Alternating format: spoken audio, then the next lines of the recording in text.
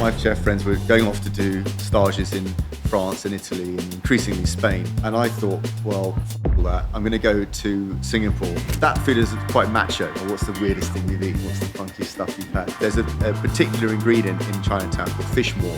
It's the buoyancy sacs of various different fish. There are even recipe books in Thai that recommend using for certain recipes. Now you do that, you die. What does chili give you? It's all the endorphins, the dopamine, the serotonin pumping around your system. Let's talk about you smuggling a load of ingredients over to the UK. But they seem to have ended up in the UK somehow. Very quickly, it became a speedboat bar. And I think complementary to the existing restaurant in Rupert Street. It's some rocky days at the start. Opening a restaurant is going to be like that, right? Yeah. It does get easier. If I put a big tuk-tuk in the corner, to me that's silly. It's for a restaurant to work, it needs to have a few different things competing that confuses the mind when you go in. Do British people drink beer the right way? No.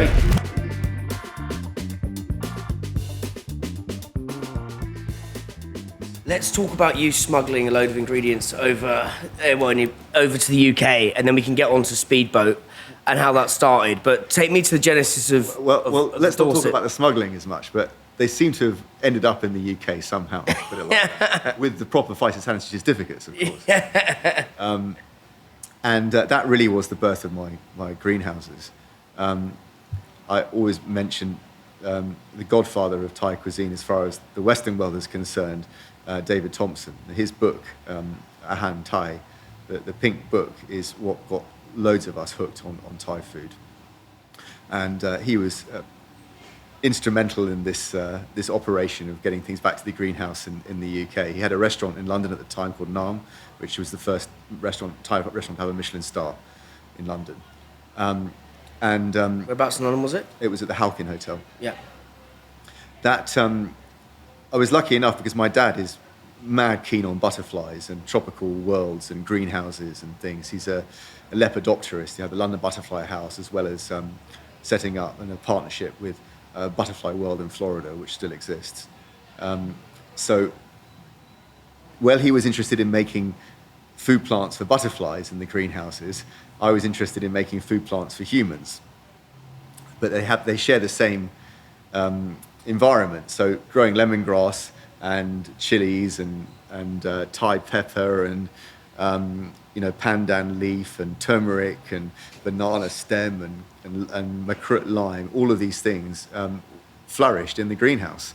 And that then started this Thai food journey. Once you have the kit, once you've got the ingredients, it changes the whole landscape of what you can do in the kitchen, what you can make. It suddenly doesn't, from what was back then, like I said, tin of coconut milk, packet of curry paste and whatever protein you got, and it's vegetable, whatever, sweet baby corn or whatever it might be, suddenly becomes, hey, we've got these to make. We've got Thai basil, we've got holy basil, we've got white turmeric.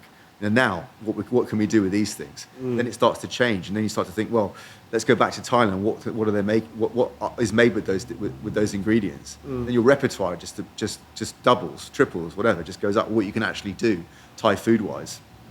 It's always been my goal to not change it at all from what's available in Thailand back in the UK. So if we can't get the ingredient, we don't do the dish. It's as simple as that. We don't substitute it for a Western ingredient, or we just take it out.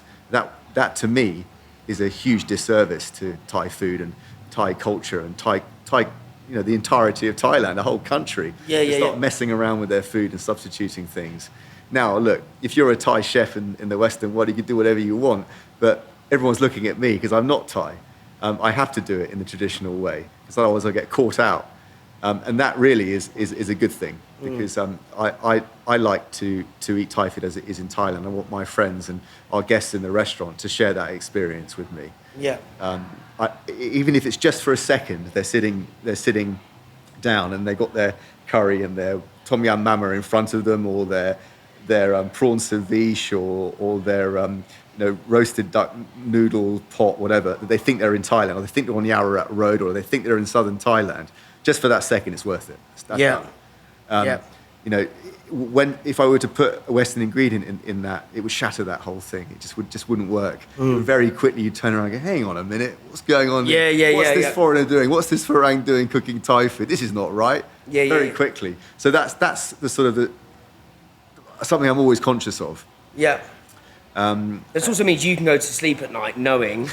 Well, yeah, I'd like to think so. Yeah, but I feel like there's like... It's not easy. I feel like, it can creep in how very you quickly. do one thing is how you do everything, and it's like, if you skimped, and I hate people that skimp on things, and it's just not... Or if you take out a few chilies that are supposed to be there, and suddenly the dish changes, Yeah. Someone goes, well, I don't like it spicy. Can you make it not spicy? Sorry, we can't. There's hundreds of Thai restaurants in London. They can go somewhere else. Yeah.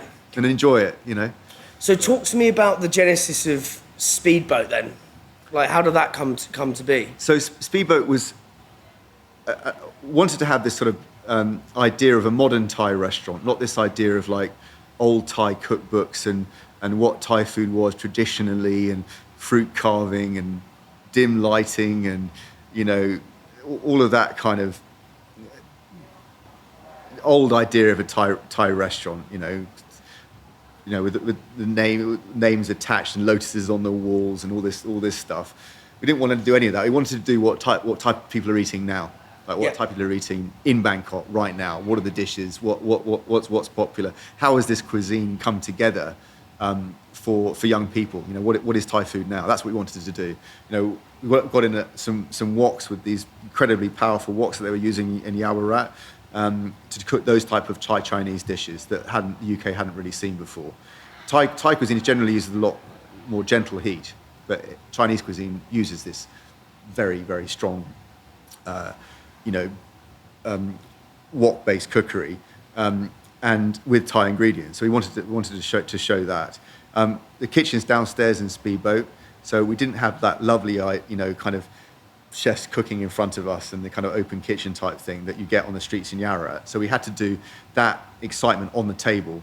So then you enter in tom yum mama, which is a dish which is just like a raw egg yolk, crispy pork, squid, meatballs, prawns, tom mama noodles, this lovely crimson chili oil on top of it, spring onions, long leaf coriander, the entire lot just looks amazing. It's got a little tea light underneath it to keep it ticking over and bubbling. When you put that on the table, that's the excitement. That's the Yaowarat there right in front of you. Get that excitement actually happening on the table rather than seeing it on the street. So that was the idea for Speedboat. So fast wok-based cookery, lots of visual dishes that people are eating now in Thailand. And those kind of drinking foods as well. It should be like, it's fun to go out and eat in Yaowarat. There are beer towers, there are whiskey sodas, there are foods that are so like acidly sour or fearsomely hot or really crispy or fishy or funky that you need to drink with them. Those sorts of dishes. That's what I like to eat. Food it's like such a fun restaurant. As I said to you, I went on a few dates there. My brother's missus took when they first started going out. Went there.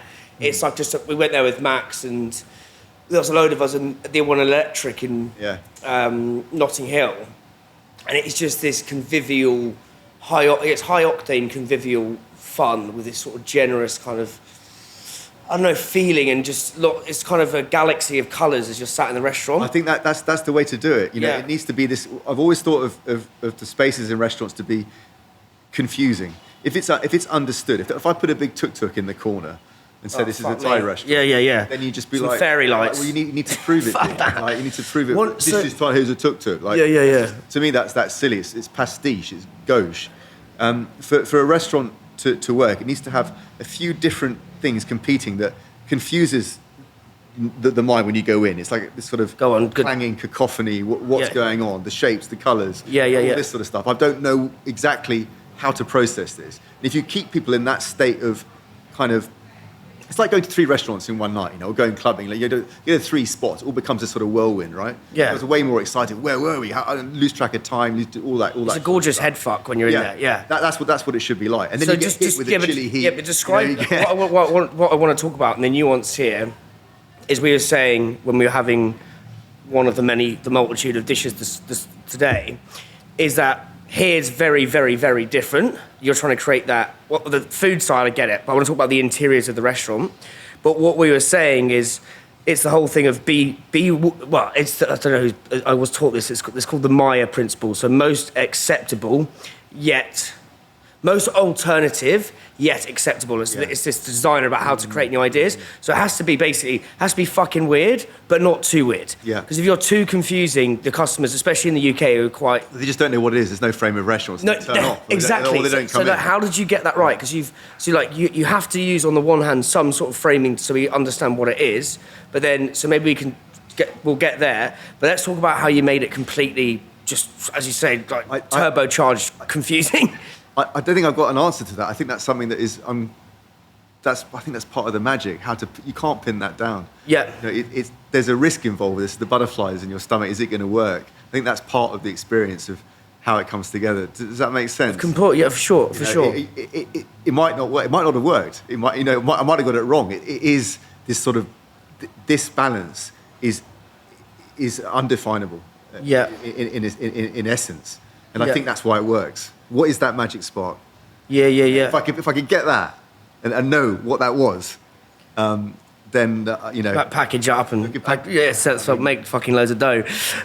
So talk to me about, and totally appreciate it. There is a sort of incandescent, ethereal energy to amazing restaurants that sometimes you don't even want to fuck with what it is and just let that be. That's why I'm petrified of changing.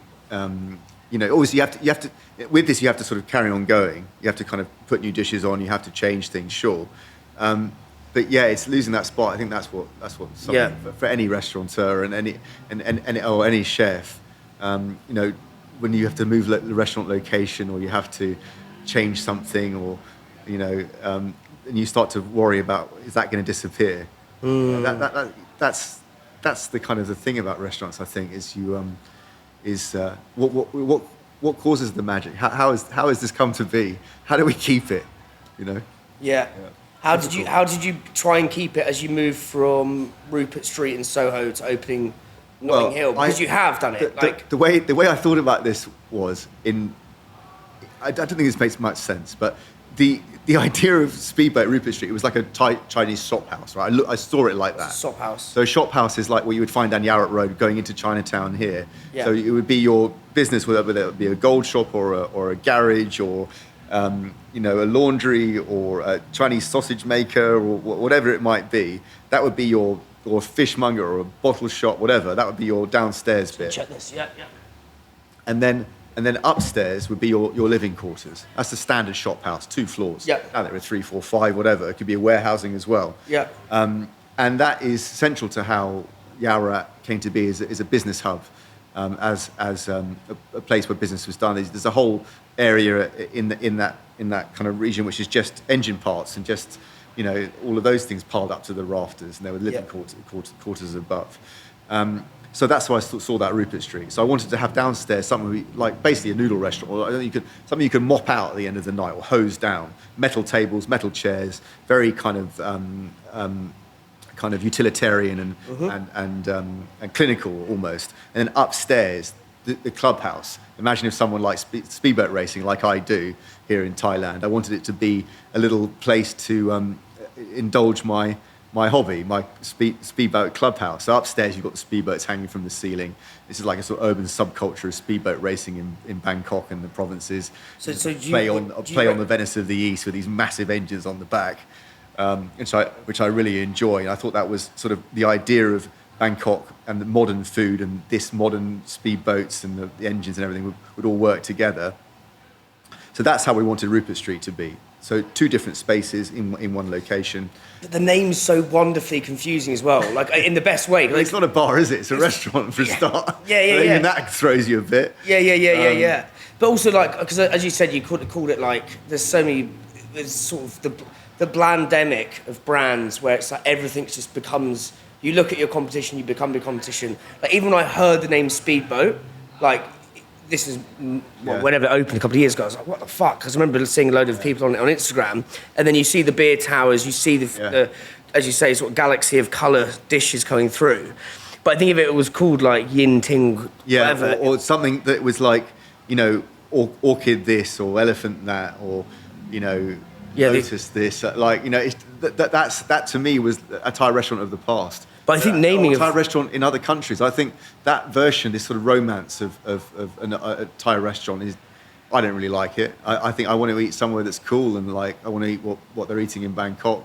I like speedboats, so we called it Speedboat Bar. Yeah. Some of the speedboat racers actually gave us some tips for the tom yum and other bits. That's another story. No, interesting. Well, I want to get on to speedboat racing. But yeah, I think it's interesting so what is it? Rory talks about like if Octopus Energy was called, like, he's got a point. If Octopus Energy wasn't called Octopus Energy, would it be so successful? Yeah. If it was called like the green infiltrating, yeah. And it's the same thing with like there's actually like there's a evolutionary theory behind this about why so many brand names have animals. It's like Candy Kittens. Yeah. And like I think the naming of some place, because it all starts with there, and the name Speedboat just in your head is like, as you say, it's like almost just that right amount of confusion. Speedboat Bar, it's a restaurant. Yeah. It's so interesting. So talk to me about the speedboating over here. So what you get on speedboats and So Bangkok used to be called the Venice of the East. That was how. what's it called now? It's called Bangkok. Oh, sorry. Known as the Venice of the East. Oh, sorry. Yeah. And what that means is that boats would be plying down the klongs or waterways. So lots of the area around here were in Ceylon. What are now roads would have been klongs. They would have been rivers. And that would be how you would get around town. There are even recipe books in Thai that recommend using for certain recipes water from the klong. And now you do that, you'd die. But anyway, this was like a sort of paddle boats and little engines, stuff like that, and these sort of barges that would bring rice down from Ayutthaya, and then smaller boats delivering boat noodles or silk or whatever it might be around Bangkok. That's now Thailand 2.0. It's these aerodynamic, very, very thin boats that are designed for racing down these rather long klongs and canals with these whopping great engines on the back, all chromed out. And and with these sort of long tail things with a propeller on the end, and they just plot them in the water full whack, and boom, they're off down there. And it's like a spectator sport. People are on the sides, the boats flip up and over, people's cheeks are going like that because they're going so fast. Wow. It's just really, really good fun. And I thought version that of was horse racing. Yeah, I mean, it's just, basically, it do race, but also it's like something that the boys get together on the weekend. They've all got their own teams, and they've all, Right. it's like that kind of thing. One guy's doing the engine, one guy's the racing. They've all got their T-shirts on for their racing outfit. Is that where you got the speedboat idea for the speedboat T-shirts? Yes. So the unofficial uniform in Thailand I need to get one of those T-shirts. is like football shirts. It's kind of like plastic, like kind of sweaty like things you see everywhere. Kids wearing them in the slums and the klongs and around the klongs and everywhere. All of the Thai speedboat racing teams have their own livery and these shirts. So yeah, we wanted to do it. It's just a fun thing for the. So it's 35 Rupert Street. We've got 35 on the back. The idea for Notting Hill there in Portobello Market was that it looked to me like sort of an underside of the boat. It's quite like a long tunnel type shaped thing.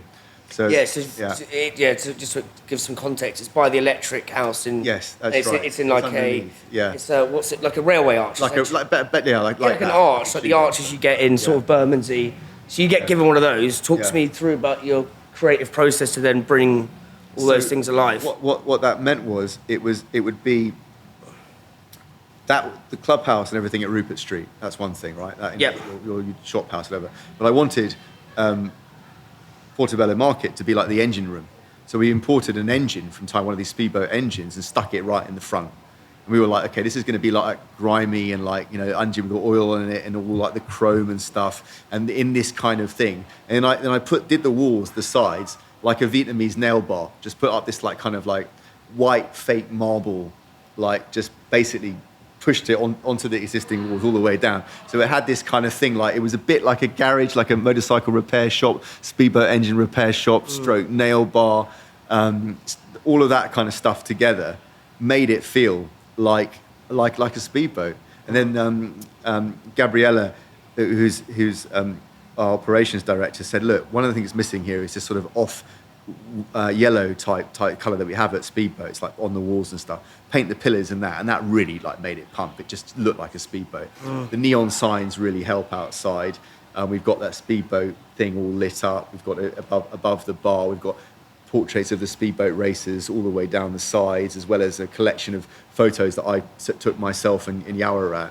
And very quickly, because it was only 6 weeks from start to finish, setting that up, it became a speedboat bar, and I think complementary to the existing restaurant in Rupert Street. Had we tried to make it look like, first of all, we couldn't get the speedboats in. It was not enough roof space, but not enough space on the ceiling. But had we made it try to look like a shop house, it wouldn't have worked. It would look like a garage. So stick an engine in it and see what happens. What's the music saying? Because I can't vape. So we got a bit of a theory on this. So we have one type. We do like Thai pop and like kind of Thai pop. Yeah. So Thai pop songs, which are like really kind of like high beat, like energy, like kind of cheesy type stuff, which are really good fun. Yeah. But then if you do like 3 Thai songs in a row, people start to feel a bit weird and like don't really vibe with it. So you have to mix it in with just like classic rock and other stuff like that. Sick. So that's how we do. There's a real theory behind it. Yeah, it's a real. So you do one every 3 basically. It's a Thai song. So you love it, and then you have actually what you know. So your ears are open. Again, that's the Maya principle. Yeah. Most alternative yet acceptable. Yeah. Fuck me. So you do it. So interesting. Do it like that, and then you get away with it. Yeah. Talk to me about JKS and because you've worked with them for a few years. Well, JKS was the reason I'm here and setting it up. They're my partners in this venture. They have a number of creative partners, in which I'm the Thai arm of JKS, and which is our company is JKS Restaurants Limited. Yeah. And that is what we're trying to build now is JKS Restaurants, of which Speedboat Bar and Plaza are part of.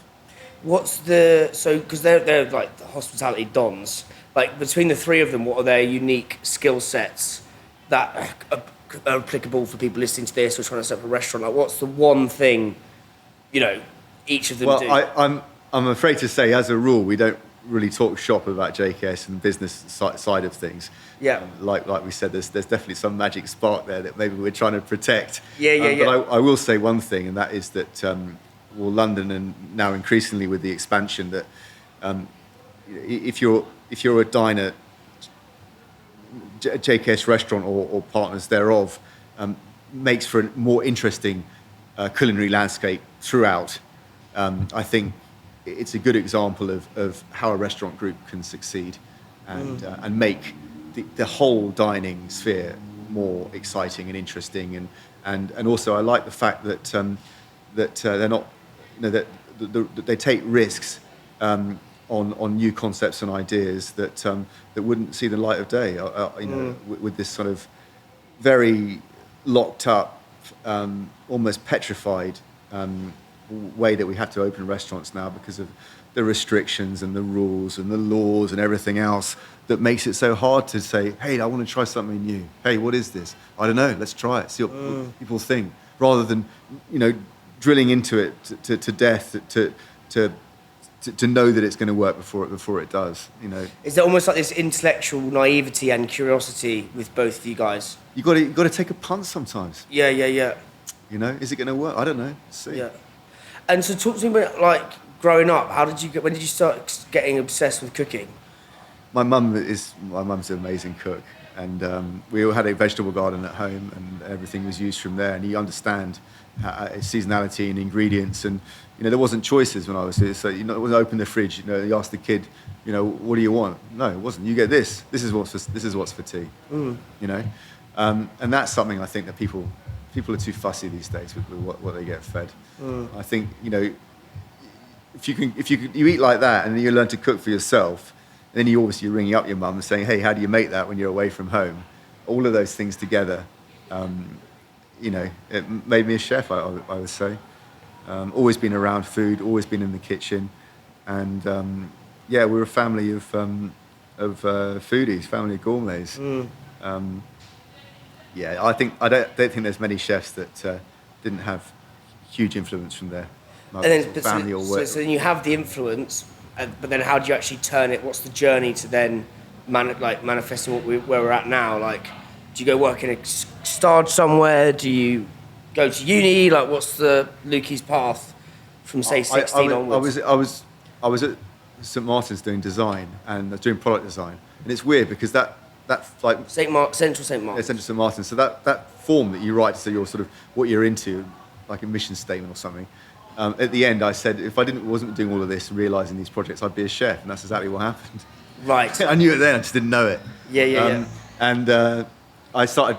Well, I failed the first year, and then I started the first year again. I wasn't really into it, and then I started working in the salt yard behind the barman. And they said, you can do a day a week in the kitchen if you want as well. I did a day a week in the kitchen. You couldn't get me out. It's like a limpet. That was it. That was it for me. Didn't want to leave. Felt happy. Felt like this was meant to be. And they said, the tips are less. And they said, I don't care. I want to be here. I want to be in the kitchen. Just felt comfortable. And I don't know, something about it. Just you know where you are, and you know who you are. You know who you are. Yeah.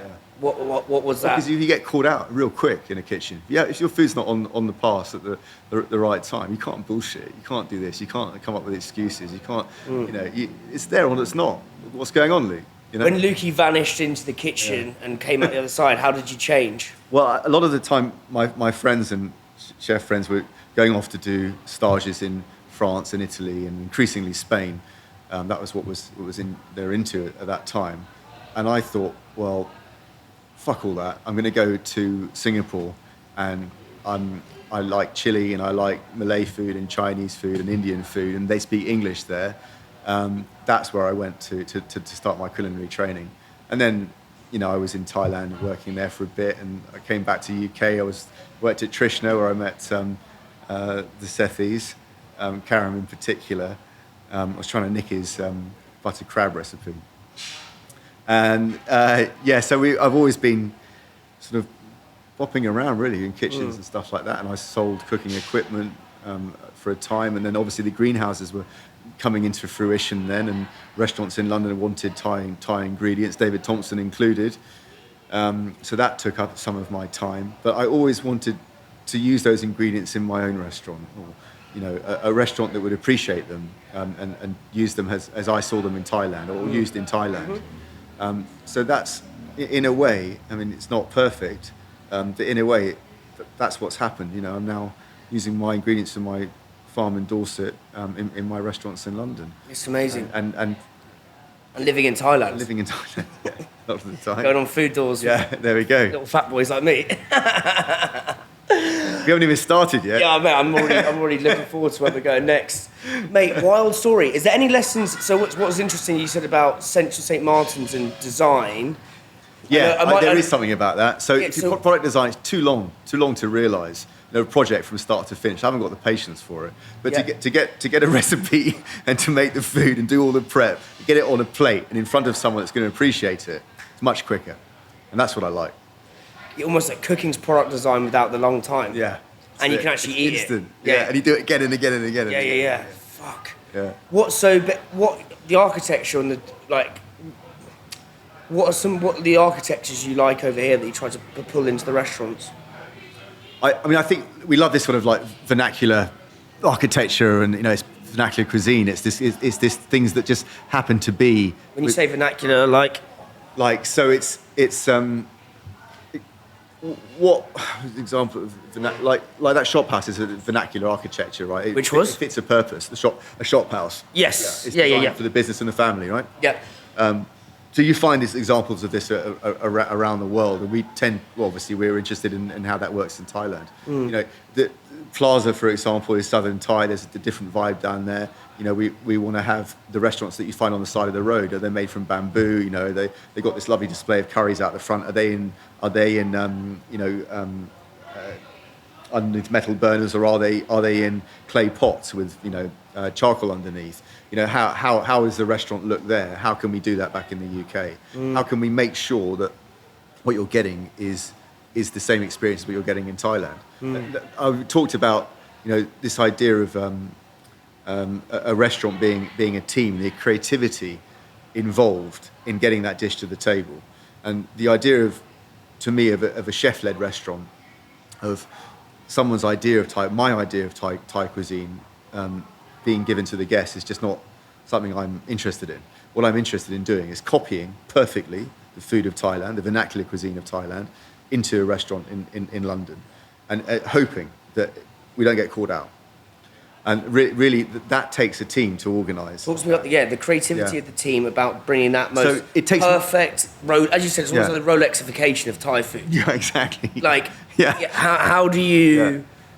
Yeah, how do you? Isn't that more exciting than making real Rolex? Is making it for half the price? Yeah. Making loads of them. And it tastes fucking banging. Yeah. But the creativity between the team, because what you're doing when you eat one of your dishes, even for example the sweet corn fritters, which are fucking crack cocaine for your taste buds, and so the chicken skins, like the process behind that, the person walks into Speedboat.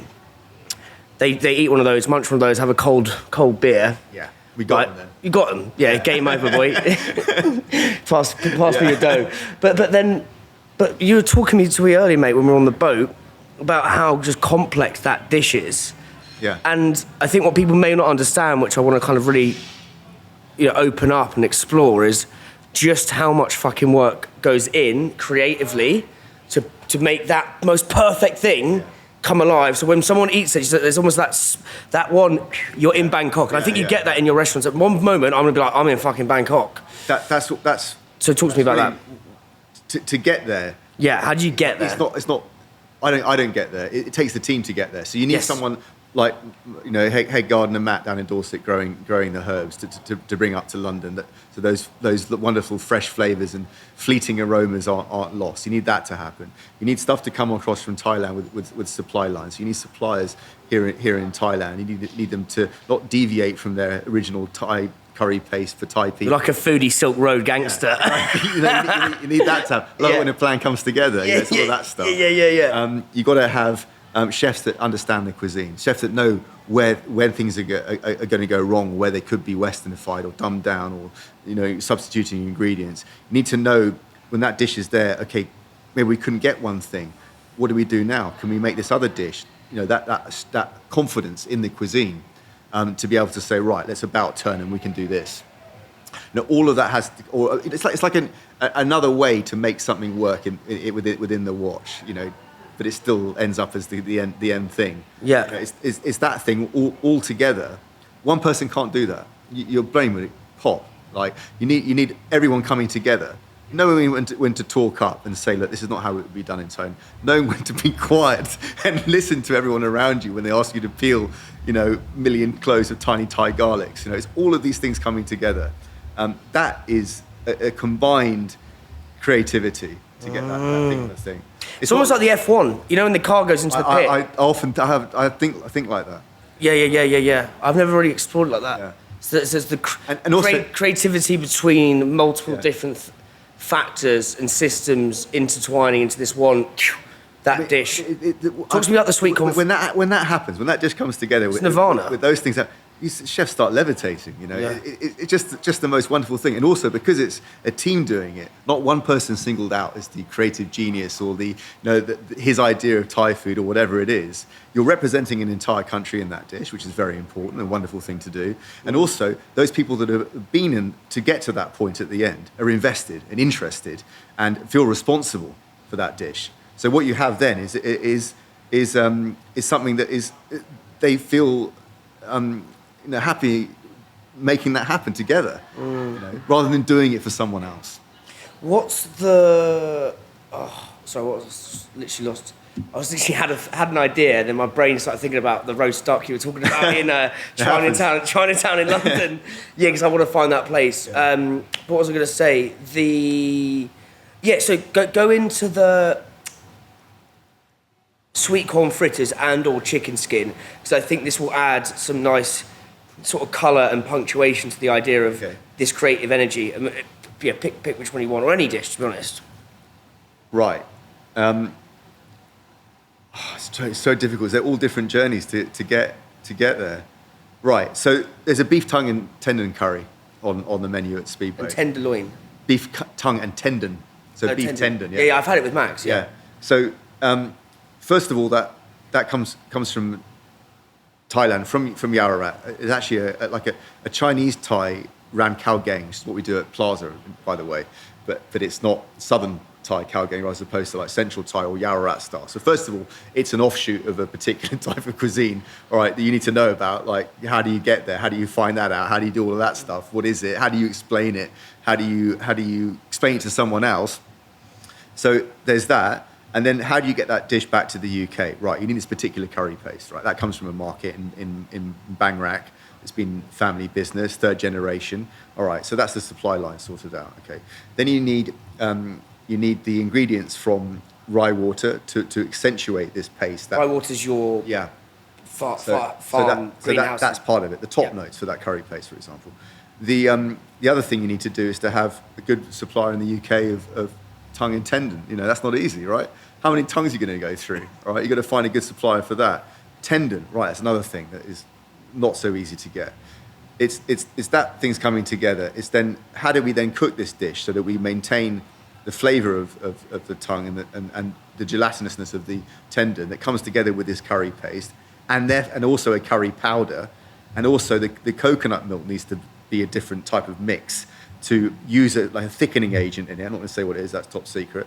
That then makes this sort of Thai Chinese curry. Are you going to use soy sauce in that, for example? Is that part of the mixture? Does it have that sort of element of it? So all of that stuff is like discussions and stuff, and then the ingredients come together, and the curry paste comes together, and stuff from rye water all gets together in this thing. And then you have to sell the dish, right? How are you going to get that on the menu? Tongue and tendon, what? Like, who's going to enjoy that? You know, so it's all of these things that end up as a dish that is true to where it's from, but also accepted by a Western audience. Yes. So how did you get people to eat tongue? Well, if you put it in it, we find if you put most things in a curry, people will eat it. So, Also, if it's nice and silky and gelatinous, and that you're using the tendon for that, it melts away. Then you're even closer to it. Yeah. And it's also, if you serve it with some zingy dipping sauce on the side or some adjad or something like that, then I definitely go for it. What's the process around chicken skins? Another one. Yeah. So you've got the chicken skins. You've got to get a lot of chicken skins, right? So that would be normally the best beer for the people. It's the best beer snack ever. You got to get we use the necks basically. They need to be steamed. They need to be prepared properly with most of the fat taken off. So otherwise, that can go just get off flavors from that. And then you need to basically render them in their own schmaltz, chicken fat, until they turn wonderfully beautiful and crispy. And then you need to mix them with a Zepp seasoning things, another thing from Thailand that we actually make in the UK, which is a combination of dried chili flakes and various tasty spices and powders and all sorts of other things that stick to the chicken skin that have this kind of like make it so it's crunchy, but it's also sour and it's also spicy and it's also like salty. MSG's in there for sure. You know, you've got to have all these things together. Now, I'm sure I could come up with that, but to do it in a restaurant like Speedboat, that it's on every table, you need people that know how to do each particular process, right? It's not one person just can't do the entire thing from start to finish. You're not making one thing. You're making, essentially restaurants, and also the yield of it is huge amounts. It's an industrial operation to make chicken skins. Yeah, it's absolutely bonkers. Yeah. If you get one step wrong, where does that go? It's the creative. It's almost combined collaborative creativity. Yeah. Which brings the most perfect thing. But don't get me wrong. If there's someone, if one of those steps goes wrong, that person's singled out and it's their fault. No, that's not true. You've got to take the rough with the smooth, I would say. Yeah. How do you find running restaurants in London when you're based here?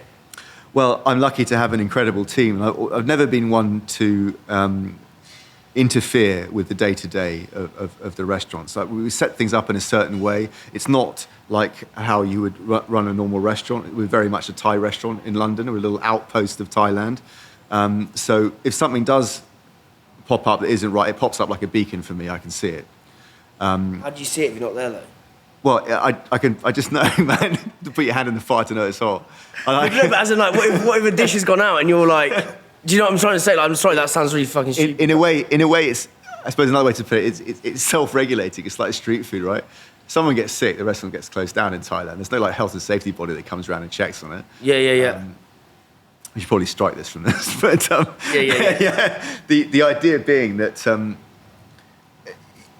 if it's all set up and the standard is understood, and the dishes look a certain way and they taste a certain way, if something goes wrong, it's very, very quickly, I'll know about it, I can spot it, or I'll be told about it. Any examples?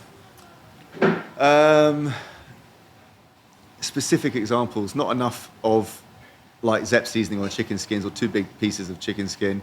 Something like on the ceviche, if the garlic hasn't been chopped properly, or the sauce has lost its luster, or hasn't got enough wasabi in it. It's just things like that. Really, is day-to-day stuff that my chefs take care of. They understand it. They know what the dish is supposed to be. They hold themselves to an incredibly high standard. And if I were to interfere with that, then first of all, it would embarrass them, and that's not done in a Thai kitchen. We don't single people out and embarrass them like they do in lots of Western kitchens. We work together to fix the problem, and they know. And mate, it's mad. Yeah. You've almost taken like a complete. Say the rule book right now for chefs in London or Western restaurants is like the cult of the chef, the rock starification of the chef.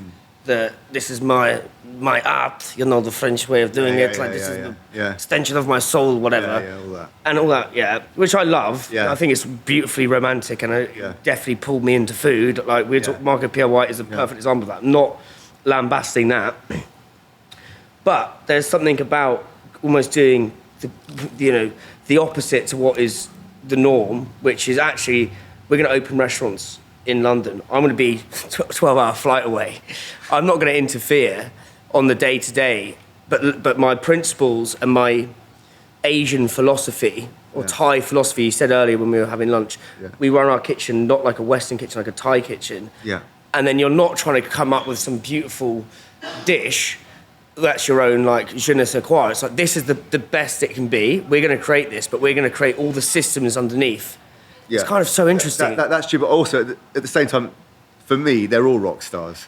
There's a way to run a kitchen holistically and with this idea of a creative,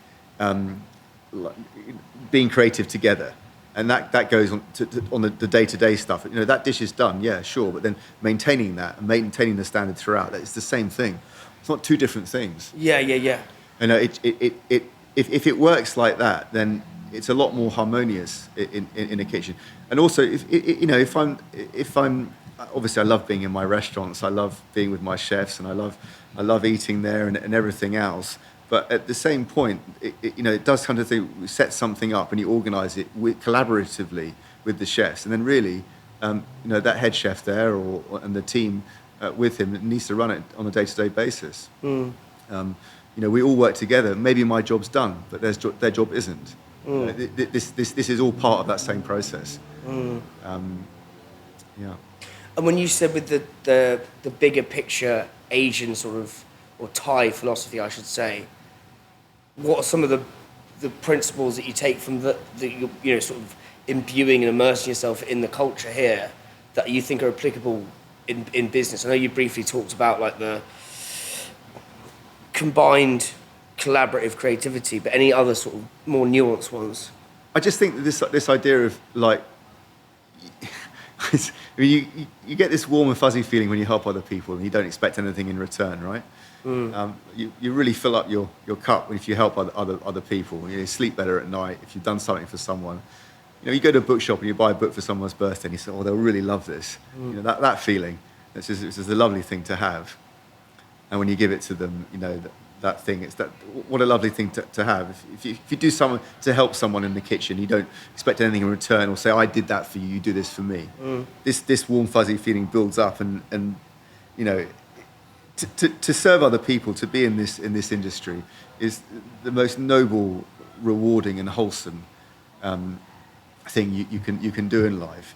When things get really tough, you think, what I've been doing today is serving and helping other people. That's what I've been doing today. Isn't that a wonderful thing? Like, isn't that something worthwhile? Even if it all goes to shit, you still got that. And I think if people think more like that in a kitchen and helping each other in that way, then that feeling in itself it gets bigger and more bright and beautiful, and that really shines through. I know it's a bit esoteric, a bit airy-fairy, but I've seen happier kitchens when when people are helping each other and not have this kind of bravado and bullying and arrogance. I've just seen a happier place to be, and I've seen better food come out of those kitchens. Have you been in bully-ish environments? Yeah, a bit, but I was doing the bullying, so it's all right.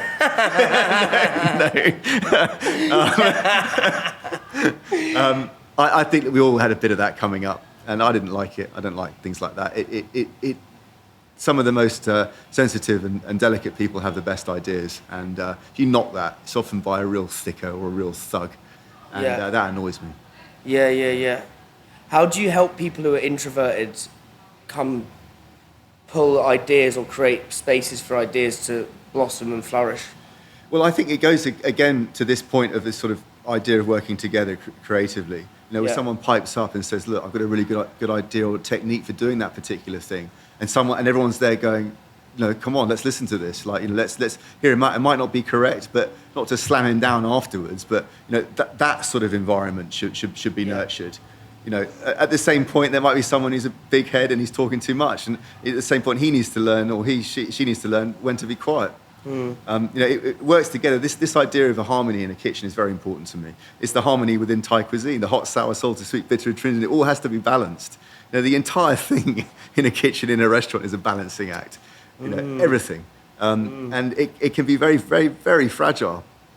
And sometimes that means that me not being around is a better thing. And also, if you let people get on, work together, and you get a lot more out of them. I really feel that. And on to the next restaurant, those ones that have really shined and shown, that they can work in that particular way, will be on it for the next one. The ones who want to do their own thing, fine, go and do your own thing. That's not to say that that's a bad thing. I do feel that there is space for that sort of restaurant, this sort of singular, chef identity and that person's food. And, a lot of restaurants like that, fantastic restaurants are like that. But God, are they stressful? God, are they tough?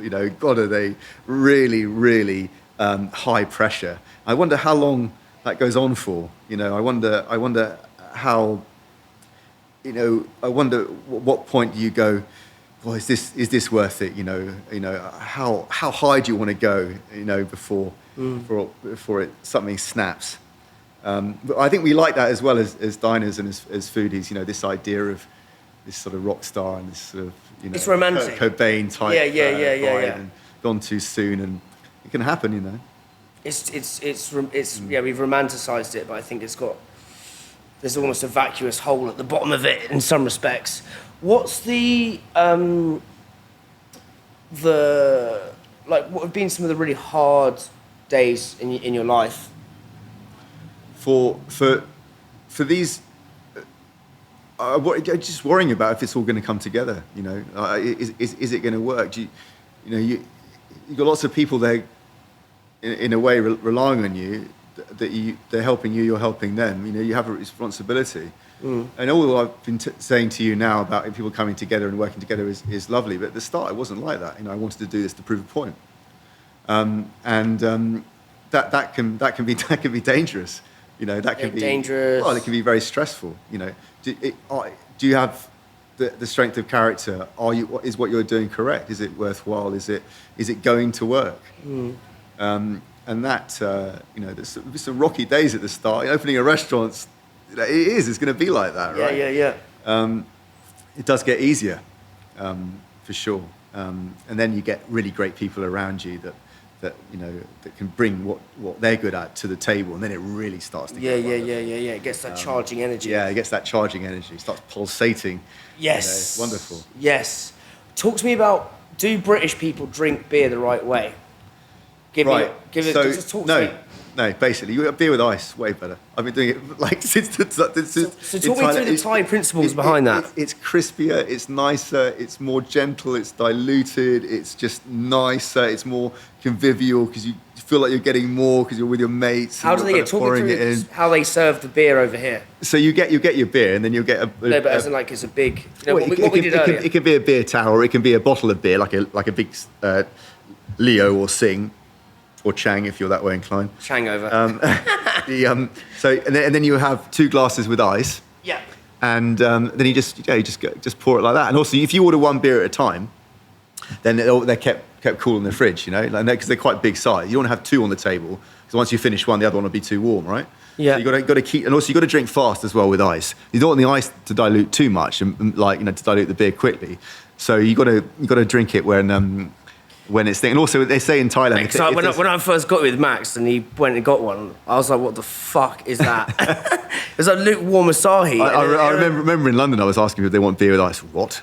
Literally, they just are horrified. Because if you were to do that in London, that's an example of where the Maya goes too far. So most alternative, fuck off, acceptable. This ain't acceptable, mate. If you go to a load of, imagine going to. But we do cheat. We managed to get it in there because what we've done is they call it in Thailand jelly beer, right? And what jelly beer is, you get those bottles and you put them in this like this ice slushy thing that like twists around and it shakes the bottles. It stops them freezing, keeps them kind of moving. And you take them out and you tap them on the end and the top, and then with a bottle on the side, and they immediately like crystallize into this kind of like beer slushy or beer woon. And then when you pour that, it comes out like a beer slushy. It's amazing, and that is then perfectly iced and wonderful. So that we put that in the restaurant, but by blending ice with beer and ginger and some citrus as well.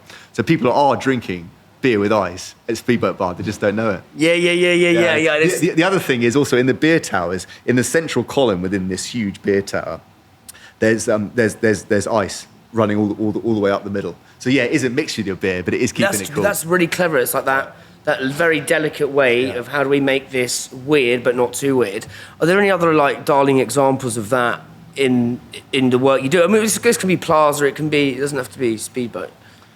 I think this idea of eating like very sweet things with salty things can be quite a big thing for people to get their head around. Like we talked about the mango with like a sweet chili sauce, like fermented fish and shrimp paste and stuff like that. Most people would be like, "What? That's too much, man. It was just fruit. Why are you mixing it with like fermented shrimp paste, like whatever?"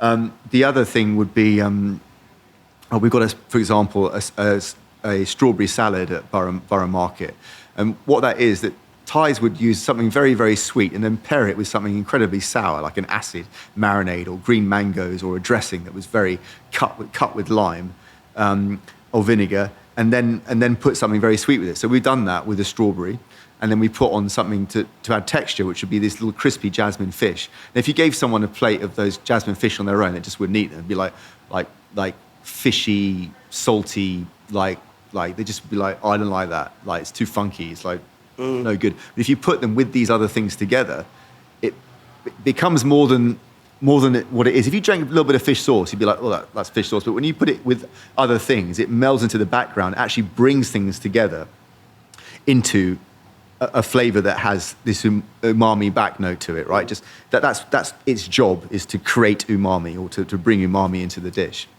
And that's an example of that sort of dish. On its own, you wouldn't have strawberries with, sour fermented fish sauce or whatever like that. And you certainly wouldn't have crispy little tiny jasmine fish. You put it all together, it then becomes a salad, and then it becomes something that people go, "Oh, yeah, that's really nice." They get it. Yeah. But it's a gamble. Yeah. But almost that's a summation of, again, back to that collaborative creativity that works on the dish of putting these very different things together. But under the umbrella of sweet and salty. Sorry, did you say sweet and sour? Sweet and sour, sweet and salty. Sweet and sour, all different things competing together. And you need them all together in Thai food. I mean, there's like fermented beef that we've got on at Plaza Borough, which is a dish that we had in the middle of nowhere on a highway somewhere in Phang Nga. And the chef there actually took some of the chilies that were in this. It's a specific chili. And he was, "Oh, yeah, they're growing here." And he pulled them from the side of the restaurant, brought them in, which I then took back to my greenhouse. Well, they magically appeared in my greenhouse, which we were growing there. It was a fermented beef. We're actually still not sure if it was even pork, believe it or not. It was pork. Beef is different here. It's like a much paler colour. And that's fermented with rice and garlic and chili, left behind a fridge somewhere, or left out in the heat to sort of puff up on this bag. And it has this kind of like, it turns from like beef to like that hyper-aged kind of flavour, like cheesy, blue cheese, funky kind of like almost sour type flavour. And that's stir-fried with garlic. So it looks like a stir-fry, It looks like something that's kind of like crispy, like nice. Then you get that kind of like blue cheese tang, saltiness into it, the garlic. That's another dish that wasn't sure was going to work, but that dish just became like just something that everyone loved, and also really wicked with beers, salty, like funky. Once you get those flavors, like you kind of have a craving for them. Yeah, I think it's some of the best beer. It's the best restaurants have with beer. Well, there's a whole realm of Thai food that is called like kap klem, or like food to have with drinks, basically. So they'd be very salty, very sour, very like funky. They're almost like, it can be a little bit macho. Or try that bit, it's raw this, or it's a bit of this. Dip it in that really punchy chili sauce, whatever. Try that, or something that's really sour and fermented. Like it's sort of like this thing. Oh, and then you take like a sip, like, oh wow. Yeah. It's the dance, the symphony. Talk to me about your dad's butterflies. Like, what does his obsession with butterflies? What did butterflies teach us about life? Well, he's interested in making food plants for butterflies to feed on. I'm interested in making food plants for humans to feed on in restaurants. Why does your dad love butterflies so much? Or what's the? He just was since he was small. He saw a caterpillar pupate and then a butterfly hatch out, and he was just hooked. And he loves the wildlife and nature, and loves traveling, and also loves food just like me. A lot of my travels when I was small was to places like Penang in Malaysia, and the Cameron Highlands, and all these wonderful magical places that had an abundance of butterflies, and wild places that were not going on a beach holiday or something like that. It was like an adventure, going in the jungle, going to the eye of the river, or going to a waterfall, or finding this butterfly or beautiful food plant or orchid or whatever it might be. And that's really stuck with me, and what I'm interested in doing. He made the greenhouses there at Rywater for his butterflies, and I snuck in there with my Thai food, and then suddenly it's sort of overtaken the place, really. So now there are more greenhouses. He loves greenhouses, which is great. So we've built more greenhouses for more Thai produce and more butterflies. We've actually got papayas in the greenhouse that are pollinated by the butterflies. So we introduced this butterfly species, and they pollinated the green papayas, and suddenly the tree was just like, it was like a bunch of grapes, just papayas like coming all the way down it. Papayas are what, £9, £10 a kilo in London? You don't have to import them from Thailand. Yeah. Well. That's amazing. I think Robin Gill told me this. Food is culture. Culture is food. What are the things that most British people misunderstand about Thai food?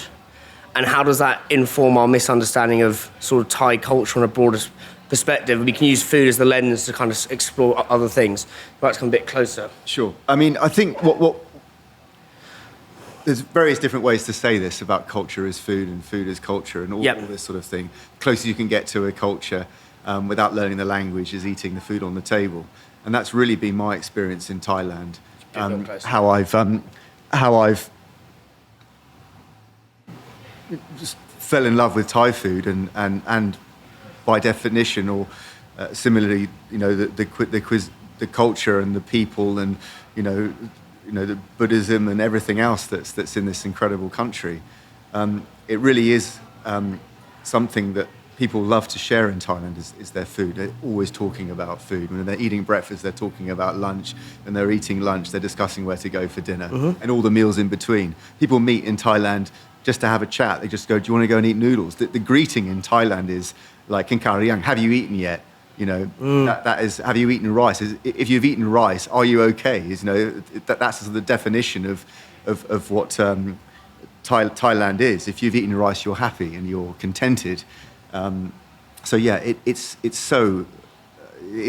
Thailand food, cuisine, culture's all interwoven, definitely. And like we said, if you learn the language a bit, that helps too. It even opens up even more. You can really get in under the skin.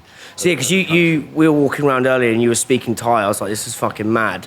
And it's quite, as you were saying, quite a perplexing language. They have one word. It's quite a tonal language, isn't it? It is a tonal language. But I think that Thai people are very forgiving. My Thai isn't perfect by any stretch. But if you know a few words, it suddenly changes. But when you said, as soon as it suddenly changes and almost unlocks a whole new world, or get under the skin into the underbelly of the country, When you started learning languages, what weird doors did that open for you? I just think that they understand that you can eat Thai food. Right. Can you eat Thai food is like something that you often hear. Right. And that means, can you take the chili? Can you eat things that aren't... Check that. Yeah. That aren't fillet steak and things that are easy to eat for a Western audience, for Westerners. The food is very different to what you're used to back home, that's for sure. And that's why it's so exciting and magical. I think it's a daily thing that I'm just amazed by what's available here, and always find something new, something exciting, or something that you were perhaps familiar with as a Thai dish, and then you find out where it really comes from, its history. That's another important part of the... What are some of the Thai dishes that we would have in the UK, and what's the history behind them? Well, I think one of the dishes that we were talking about for Speedboat Bar was this dish of roast duck curry, or red curry. Yeah. And that really is a sort of a mixture of cultures coming together. There's been different waves of migration from China into Thailand, and the Thai people are very proud, and rightly so, of their cuisine, and to accentuate these wonderful techniques and ingredients from foreign lands into the Thai repertoire of cuisine, in this kind of idea of it being hot, sour, salty, sweet, bitter, astringent, all of these things coming together. So if you've got a wonderful Chinese roast duck, why not put it with like a rich red curry, and then put something to accent that kind of saltiness and richness of the duck with some acid sour fruit like grapes or star fruit together. And that's an idea of what Thai food is through a very Thai lens. It is a mixture of other cuisines, but it's very much Thai. Because again, we were talking about it earlier, the almost bar-sization of Thai food in the UK, and our perception of it being cheap. Talks about the genesis of how... Because I've always asked this question, how the fuck did Thai food get into British pubs? There was a pub where I used to live, or where I grew up, proper old school boozer, landlord's in there, in the corner, fucking stinks of smoke, he's a big fat Portland's fucker. And he's sounds like a perfect pub to me. No, it was perfect, dimly lit, carpets are perfect. Yeah. The other guy behind the bar's moody as fuck, but it's so moody it's endearing. But they serve the most lip-smackingly delicious Thai food. And I was always thought, what? So was that the migration of Thai foods, jump off point? What's the crack with that? I think when people go on holiday to Thailand, and they try Thai food, they fall in love with it. They love it. It's an easy cuisine to love. It's curry. We like curry in the UK. Yeah. There's a lot of that. There's lots of crispy things. Just purely is, you learn that salty and sweet together is the ultimate combination. McDonald's chips with ketchup, right? Those two things together makes the taste buds go zing. You just love those combinations of flavors. A BLT would be another example of. How's the BLT salty and sweet? So you've got salty from the bacon. You've got sweetness from the tomatoes. You've got the crunchiness of the bread. You've got all that stuff coming through. It's not just one thing. It's not a pudding. It's different textures and flavors and things coming together, and that's what is exciting. And if you can have that in Thai food, that's what it is. It has to have those different elements to it. That just is something that you want to eat. It's more exciting than something that would be rather bland and British, even though there is things that aren't like that. It's an easier thing to appreciate through Thai food. So the Thai food coming across to the UK would be people coming across to Thailand, having a wonderful holiday here, and perhaps falling in love. Perhaps that a couple maybe coming back to the UK, someone might have owned a pub, and their wife would be cooking in the kitchen and doing what she knows best, Thai food, and that fits very well with what we like to eat in the UK. What could be more exciting than going to the pub and having some Thai food? I think the same way you go to the pub and then afterwards go to an Indian restaurant, right? Well, I think the whole. So we've seen this with Chris Pizza. Yeah. I think everyone loves a fucking pub. Yeah. Right? And often I think we're so bored of the homogenised, from the big groups, the menus that they all look the same. It's basically just going into another version of McDonald's. I feel like some of these indie pubs now, like there's a real opportunity to bring in different types of food in, again, almost like with this renaissance, because it's so hard to open a restaurant now. It is. And it's so, but there's so much great food. Pubs are struggling. You know, it basically, how can you replicate... A lot of interesting foods is the pub being the carrier for exactly. So we did it for these cuisines. Yeah. And I think that's something that you're going to see more and more of. There are, you know, different Thai pubs now in the UK. You know, there are pubs that have northern Thai food. There are pubs that have central Thai food. You know, there are these sort of neighbourhood pubs that have a standard Thai menu that you would find everywhere. Yeah. Chances are, on a pub menu, even if it's not, you know, all Thai food, there'll be a green curry. There'll be a spring roll platter, something like that, even though that's more Chinese than Thai, but anyway. There'll be these things with sweet chili sauce, right? You know, there'll be those things. It's part of what we like to eat in the UK, and I'm all for that. Yeah. But there are standards of it. What you might get in a pub is certainly not what we're doing at Speedboat and Plaza. Yeah, of course. What I see in pubs and other places and lots of Thai restaurants in the UK is this sort of British Thai cuisine, much like you would have American Chinese or indeed Tex-Mex, something like that. Like American Italian. Exactly, yeah. Apparently, that red sauce and those spaghetti bolognese. Our all idea that of stuff. American food is of like the lasagnas, the pizzas, and all that sort of stuff. These were basically, someone told me, were inventions from the 1950s, based on the Italians going over to the States, and we see like non as well recipe as this big. This old, history. Apparently, it's more of a what's the word? Not like a consumerism invention, but it's not this. The whole history around it is kind of fictitious. It's fictitious, and it's a restaurant version of a home cuisine. Yeah. Right. You know, it's this red sauce, it's these meatballs, it's spaghetti, it's that kind of stuff. Yeah. It's that sort of food that it's almost like a kind of a neon version, or like a kind of an exaggerated version of dishes that you would eat at home. Something that would work in a restaurant. Well, I see that with a lot of Thai food. You know, that Thai food in restaurants is not how Thai people eat at home, for sure. You know, that's another important point to make. Even if people come to Thailand, what they're eating is not Thai food. It might be Thai food for foreigners. You see, Thai people are very, very hospitable, and they want to please. And they're going to give foreigners what they're used to with regards to Thai food that they've had back home. So they might come to Thailand and it might be too spicy, or it might be too this or too that.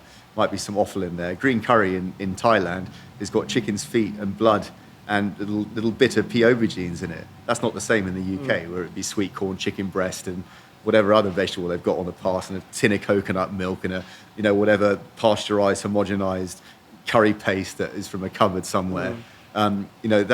That's what you would get in the UK, and often what you get over here in various tourist destinations. I'm pretty sure that there's lots of people who've been to Thailand and have never actually had any real Thai food. Well, mate, where you took us today, so for people listening, went down these. Where was the place? The Sausage and Ham Market, Bangkok. That was just a jumping off point. Ease you in gently. Yeah. So well, I mean, down the soys. I like a sausage and a bit of ham. So you pulled me in nicely. But you going down these back streets and. Like these small little places, they look like nothing, with laminated menus, really boutique. I don't know, just they've got this sort of brash, wonderful energy about them. I like the way that restaurants, if they're popular here, they can spill out onto the street. More tables are set up. Yes. The cooking is done on the street. You just put a few more towels or these charcoal stoves on the ground, and then put the pots on top of them, and they're kind of spilling out the side of the restaurant. The shop house next door, that it was perhaps a garage, they'll shut that up and then put tables in there, and it'll just sort of get bigger organically, depending on how popular the food is and who's going there. It's very much a neighbourhood element to these restaurants. People want to eat where they're familiar and they know the people, and that's something that you're not going to get in other countries. Well, in the UK for Thai food, that kind of feeling of this is our food, this is Thailand, and this is what we like to eat in this particular area. One day you might go to your neighbours and they've got a curry rice restaurant. The next day go to some auntie that you've known for years and she's making duck noodles or something like that. Those duck noodles were so good. Yeah. With a vinegar like jalapenos. So again, you're your own chef. You're at the table and you've got these flavours and you're adding it on. Do you like it more sour? Do you like it more sweet? Do you like it more chili hot? Yeah. Do you want more fish sauce in it? Do you want it more salty? Yeah. So you effectively, this is the sort of the idea of Thai food is that you're part of this cooking process. If you go to a dinner party in Thailand, it's not some poor person slaving away in the kitchen, then coming out for some drinks and canapes, and then you all sit down. If you go to a dinner party in Thailand, everyone comes and helps with the cooking. Everyone talks and gossips, and the food arrives on the table when it's ready, when everyone's finished all cooking together. It takes the pressure off, because Thai food is a lot more complex and complicated to do. You need lots of people, peeling garlic and prepping chilies and pounding pastes and pressing coconut milk. You need all of that to happen. And for it to come together, it takes a team. Whether that it's in a restaurant and you've got a team of chefs, or at someone's home and the neighbours and the guests and everyone else mucks in. What's the so say someone was to come here and they wanted to go to 5 spots to try genuinely authentic Thai food, like what would those top 5 places be? Maybe like some of the places we went today. Well, I would say, obviously I've got a love and a fascination for sort of the food of Bangkok's Chinatown, of Yaowarat, of they call it Thai Jean or Thai Chinese food.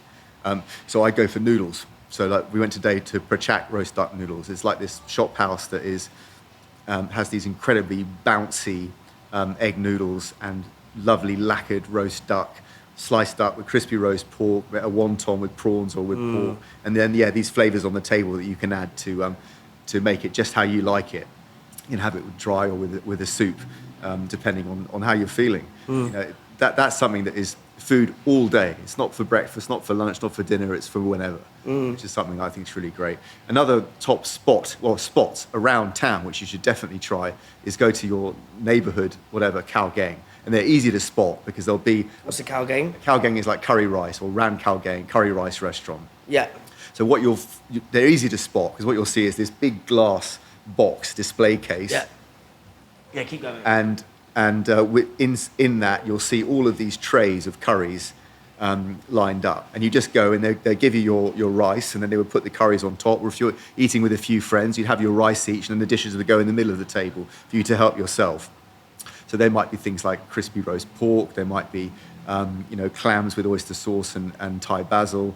There might be a green curry of chicken with like blood and chicken's feet and everything else, all the good stuff in there. There might be a soup with bitter melon and pork stuffed into the inside of the melon there in a light broth. All of these things, you get to try loads of different Thai food, and also the cuisine of what people like to eat in that area. They're very much neighbourhood restaurants. Those things you'll often see the plastic bags, like the goldfish bags, tied up for people to take home. They just put them on the handlebars of their bike and just drive off. It is actually a rather derogatory little bit of they're called mehman plastic, or like a plastic bag housewife. This is someone that's not cooking for home. It's like the equivalent of like microwave meals or something like that. Yeah. But rather than it coming in this little sealed packet with a lid that you prick on top, this curry's made daily, but they're wrapped up in a bag, and you take them home and you steam your own rice, and then you have these on top. It's like a way better version of Charlie Biggins. Exactly. way better, way more local, way more interesting. And so I would go to a khao gang. There's lots of these dishes in Bangkok's Chinatown that have Chinese roots, but very much Thai flavours. So you'll get things like braised pork hocks, braised duck, braised goose, all in these kind of woody spices like cinnamon, cassia, clove, coriander root, garlic, all of this in this kind of soy sauce-based broth. And then they'll be paired with a very sharp acid dipping sauce, chili, garlic, fish sauce, lime juice or white vinegar or some sort of vinegar. So that's again that kind of mixture of cuisines coming together. Any other like really good spots? So for that particular specific names, if you can, or areas maybe. Well, I would say Mae On, khao gang, original Mae On, which is this curry, again, a khao gang. And the trays just spill out the front of the restaurant, which is just lovely to see. Their speciality there is this roast pork, and they have it dry and salty, or encased in this kind of like sweet tamarind sauce. So you get one plate of each, and then mix it with a few curries. They do a green curry there, which is like a fish paste or a fish ball with winter melon. And it's very light, kind of milky, very light green sauce with that, or curry sauce, which is just light and would be a perfect example of a Chinatown style green curry. For the roast duck, for the roast goose or duck that I mentioned, there's another restaurant. I'm just trying to remember the name. There's one coming down, which is the Harbour Duck, which is good. But the one in Chinatown is, I remember the name. What else should you eat there? Well, I'm a real fan of these thick, gloopy kind of braises. There's a particular ingredient in Chinatown called fish maw. It's the buoyancy sacks of various different fish, which are prepared and then fried until they turn into these almost like buoyancy sacks. Yeah, the things that keep the fish floating like that or level, like in a submarine. Does the fish have those? Yeah, they have those. Yeah. Fucking hell. What is it? So it's like two sort of sacks that fill up with air. Yeah, right. To keep them on the same level. So those. How do they get air though? Sorry, this is really going. The gills. Yeah. But if they're underwater. Yeah, but the gills have like the air things in them, right? So they. Breathe. Yeah. That's so interesting. Yeah. So those ballast basically. Yeah. So those that are fried and they end up in these different shapes. They can be incredibly expensive from large fish, and also they can be these little kind of crispy morsels, and in a soup with this sort of thickened soy-based nam dang or red sauce, they call that, with quail's eggs and often like chunks of pork blood and maybe a bit of crab meat, and then cut with this sharp Chinese vinegar, jikcho, makes this kind of, kind of rich, gloopy, very Chinese, but Thai at the same time dish, which I think is just the most wonderful thing. There's something about these fish maw that, because they're crispy and they're golden and they expand when you put them in these stocks and sauces, they suck up all of this wonderful flavour. It's like, because they're gold, it symbolises like wealth and abundance, because they swell up as well. Yeah. That symbolises growing wealth, growing abundance. Oh, so really? It's a very auspicious dish. Interesting. That's something I particularly like. Also, I really like these fruits and sour fruits like green mango, some little pickled Chinese gooseberries, and even things like strawberries and things like that, mixed with sweet fish sauce or nam plawan. So this is palm sugar, fish sauce. Sometimes it can be shrimp paste, can be fermented fish sauce, can be dried prawns, can be shallots, can be all of these things mixed together to make this very kind of sticky jam sweet sauce that's paired with these sour fruits, makes like a dish that you can't really classify as a course. It's a snack. It fits somewhere in between. It's like a meal that isn't a meal, essentially. It's part of your day's eating in Thailand, which is something that is very Thai. It's always be snacking. Always be snacking. I mean, I can always be stuffing my boat, mate. It's almost more my patter on that one. But no, I loved. It's just like a fucking orgy for your taste buds. All the different types of flavours and textures. It really is like a roller coaster in a theme park. It should be a roller coaster. Yeah. I mean, if you go down Yarra, you've got all this neon, you've got these wonderful woks flaming down the side of the road, you've got these incredibly punchy, like dangerous flavours almost, with the chili and the heat and the sourness, and the really kind of lip twisting, puckering flavours. It's like doing a couple of rounds in the ring, Muay Thai style. It's really going to hit you with this kind of sucker punch of flavours. That's it. And then it gets weird, you get into all the Offal stuff, which can't all be fillet steak, right? I think that's something that I particularly enjoy here, people's delight in eating the obscure cuts and the offal. Go into that more. So you've got things like, well, we talked about, duck's blood and things like that, which is something that I particularly like. That's the best blood in my opinion. And it's sort of wobbly and, gently steamed and congealed, just stir fried with some spring onions, garlic, black pepper, just incredible. I like to eat things like these braises, which can contain every bit of the pig basically inside. That's good fun. There's some seafood there, like raw crabs and raw mantis shrimp, which are challenging. I mean, they're often soused or sunk into various salty brines or liquids or soy sauces or vinegars or braised for an incredibly long time. They're good fun. River fish as well, stuffed with... What's the difference between river fish and sea fish?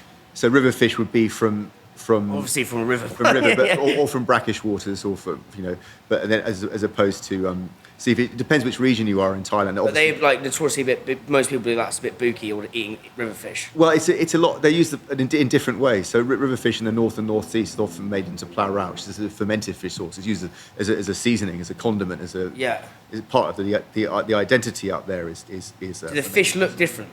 Yeah, they're often without scales. They're kind of in a different habitat for sure. As opposed to you've got the sea fish, you all know what they are. Thailand's famous for the seafood and that kind of thing. You go to a holiday in Phuket, that's what you're eating, right? But the river fish, like the ugly, but that's where all the fun stuff is. You get into fermented fish sauce and plau rau, it changes. But you can actually eat a river fish, or most people are like nah. Yeah, you can eat river fish. Yeah. And they often come with lots of like kind of herbs to sort of dull down or mitigate those kind of pondy flavours that might. That's what I'm trying to understand. So is a river fish more? Does it taste a bit like a swamp? It does. It can do. It can taste like a bit like licking a bucket, but it. Fucking hell! I can imagine these just butters little creatures. Yeah, but it can also be very delicious. Yeah, they have a different texture. There are some catfish in the north that would give grouper or bass a run for its money. Really? Yeah. That's wild. There's river crabs up there, and you catch the river crabs by getting a chopstick and putting a piece of meat on it, skewering it into these pools coming down, these waterfalls and little kind of pools that they'd be coming down, and they all start clambering around this piece of meat, and then you just take the whole lot up. And then you take them home and steam them, and if they're really small, you can pound them, so crack all the claws, and then pass them through a sieve, and you get this kind of set crab custard afterwards, which is something quite nice. You don't have to worry about any of the claws or cracking into them. You just bash them up before. Crab custard. Yeah. That sounds amazing. It's amazing. And also you can, with that crab, eat like head fat or tomale. You can put it in as a seasoning to make things like noodles and things like that. What's the fucking most like off-piste thing you've eaten out here? I've eaten some pretty funky stuff up in northeast Thailand. I've eaten the synovial fluid from what does synovial mean? Synovial is like the bits in between your knuckles, right? It's all that stuff. Go on. Yeah, and it's in like the ball joint in the leg or the shank, and that's used as the dipping sauce bowl. And then you with that fluid, you mix in fish sauce, dried chili, garlic, and use that as a dipping bowl, if you like, for all the other raw bits of meat and liver and all of that good. So you got to wash it down with plenty of pretty rough rice wine just to make sure you don't get anything nasty. Oh, really? Yeah. That's amazing. So and then you've got bile, and you've got various different stomachs of the cow and all that stuff. But it's not all about that type of food. That food is quite macho. It always gets into this conversation about what's the weirdest thing you've eaten, what's the funkiest stuff you've had. But it's part of Thailand. But lots of people in Bangkok wouldn't go near that stuff up in the northeast. They're just completely not in their diet whatsoever. Really? Lots of people in the southern Thailand wouldn't eat things that the north would really relish. Geng som is a fine example of that. There's different versions in the south as there is to central and everywhere else. Some people in the south prefer the central version, which is more orange and less sort of chili hot and astringent than the southern one. But there's fierce regionality in Thai cuisine. Yeah. We've got a few people joining us. What do most British people get wrong about Thai culture, the way they think and view the world versus, say, Brits? I think Thai people know how amazing their food is, and I think they want to share it with people. Yeah. I really feel that, and you can see Thai food is global. It's everywhere, but there are levels of it. Why are you cooking Thai food? For what reason? Is it to support your family back home? Is it because you're in the Western world and you want to make a living? Or do you want to cook Thai food to expand, what people's understanding of what Thai food is? I think you have to meet somewhere in the middle with that. You're only really going to have Thai food in restaurants. outside of Thailand, right? Mm-hmm. So you're lucky enough to know Thai family. So that there is that side of it. We don't eat the same in restaurants as we do at home. Yeah. That can be said for everyone. There are nice things to have. Neighborhood Thai restaurants, I'd love to see those. I'd like to see more. We talked about pubs earlier. I'd like to see more of those pubs being more regional, more home-style cooking. Why not? Why does it have to be this standard Thai menu that everyone? Yeah, I think the biggest misconception. That's why Speedboat was such a wonderful revelation for me when you open that. Is it's almost this sickly sweet, tepid, watered down version of Thai food is what we've got in the UK. And then, but when I've been here and then eating at Speedboat, it's actually really some of the dishes are really fucking spicy. As you say, it's like getting in the ring with Tyson, almost arsehole, incineratingly spicy, but also burns both ways. That's spellbindingly delicious. Talk to me about sort of. So there is a way through the menu that isn't just about chili heat, but it is part of it. Yeah. I think people have a greater love and an addiction to chili now than they ever have done. Chili in your life is a great thing. I pity people that avoid it. What does chili give you? It's all the endorphins, the dopamine, the serotonin pumping around your system. Yeah. You start tripping. Sex for your taste buds, isn't it? It. Yeah. You get that moment, oh my God, but you want more, Well, I got fucked over and I nailed that jalapeno earlier. Well, there we go. But it was banging. You leave your body. Yeah. It's just amazing. And it makes eating so much more enjoyable. That kind of pleasure-pain thing is important, I think. It's I don't know, once you've had that, you can't really go back, But yeah, there are other dishes, there are other flavors to be had. There's a concept a flavor in Southern Thai food, which is pet ron, which is like, it's chili heat, yes, but also this like warmth or kind of the heat that you get from turmeric, black pepper, dried chilies to an extent, rather than this kind of spicy high notes of like raw chili. These two together, imagine that. So you've got that intense burn, but then you've got this long lengthening out of the warming kind of flavors as well. It's like, instead of like, putting a lighter on your tongue, it's like sticking your tongue on a radiator, for a bit. And that's another thing that you kind of, the warmth of the cuisine is something that people need to get involved with as well, not just the heat of it. And also, how is chili used? Is it used to make the dish spicier? Is it used to perfume the dish? There are soups where just the chili on top, if you were to drink the liquor around it, you would understand the flavor of the chili. Is it fruity? Is it peppery? Does it taste like Jolly Ranchers watermelons? Does it taste like any of these things? It's not just about the heat. There are different chilies in Thailand. It's not just one chili. Different things for different dishes.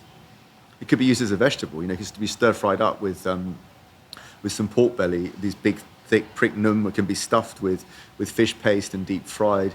It can have the little tiny ones that are poked into like these Thai sausages. What sort of chili are you using for what dish?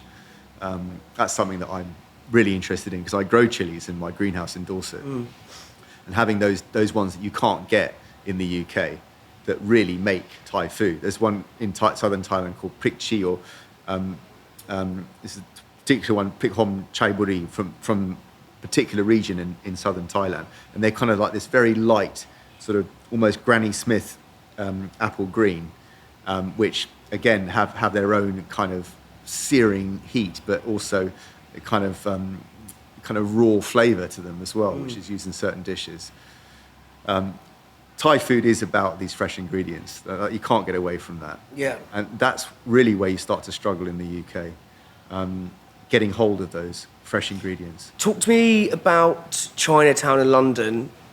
Because it feels like, to me, I've been to some places that are abhorrently dog shit, but then I've also been to some places that are absolutely banging.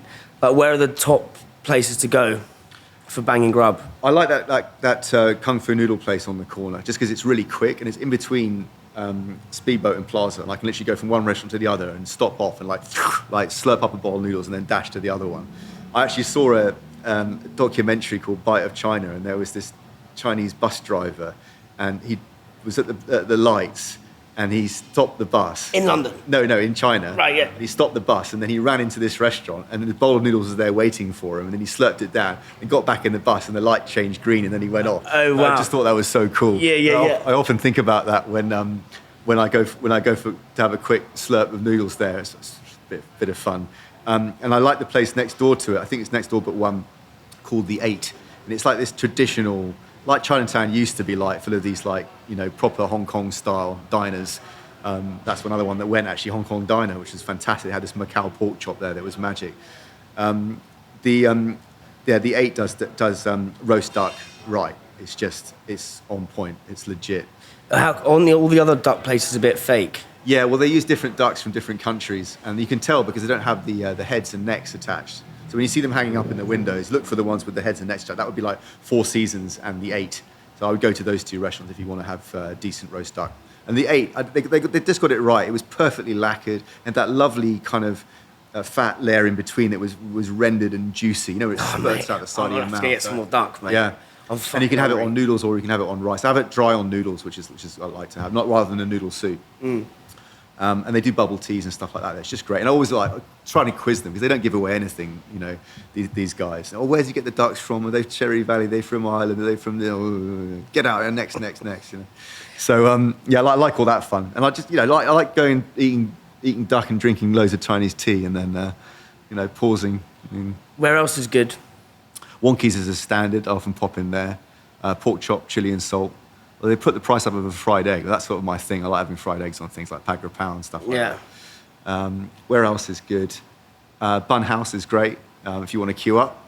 You can beat the queue sometimes. I spend a lot of time in Chinatown. Obviously, when we get stuck, there's always Siwu and stuff like that for ingredients. So you'd hope so. I used to know where everything was on the shelves. Just like even though I'm here with you now, I can walk my way around Siwu. Oh wow! Yeah. That's amazing. That's amazing. Mate, well, let's wrap this up. We're over an hour and a half, mate. It's been an absolute joy. Oh, I've enjoyed every minute of it. It's been great to have you here. Oh, mate, it's been so much fun.